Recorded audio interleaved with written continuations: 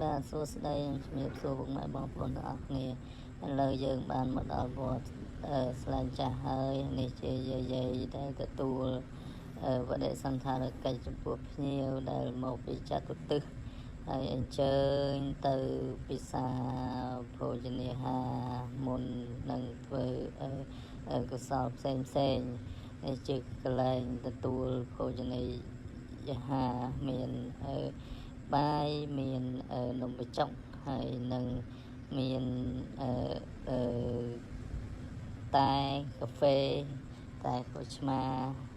ដើម្បីទទួលភ្ញៀវមកពីទិសនានាហើយយើងបានបរិភោគយ៉ាងគ្រប់គ្រាន់ហើយនេះបន្ទាប់ពីនឹងយើងបានមកដាក់រណ្ដៅសីមាទាំង9ហើយនេះជាទិដ្ឋភាពដែលញាតិញោមពុទ្ធបរិស័ទ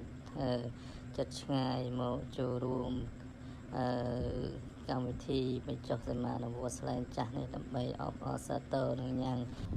ងកម្មវិធីនេះឲ្យកាន់តែឱឡារកថឹកថមនេះជាទិដ្ឋភាពនៅខាងក្នុងព្រះវិហារវត្តស្លែងចាស់ដែលជាវត្តបញ្ចុះខន្ធសីមាបាទវីដេអូខ្ញុំបាទមានតែប៉ុណ្ណឹងមាន3ភាគនេះហើយក៏សូមជូនពរបងប្អូនទាំងអស់គ្នាឲ្យជួបគូតែសេចក្តីសុខសេចក្តីចម្រើន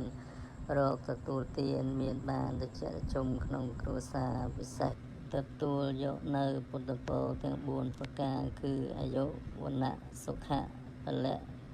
និងព្រមទាំងសម្បត្តិទាំង3ប្រការគឺសម្បត្តិមនុស្សសបោសបាយសម្បត្តិទេវតាល្អឆាតឆាយនិងសម្បត្តិព្រះនិព្វានជាឋានបរមសុខសូមអរគុណច្រើននិងជម្រាបលា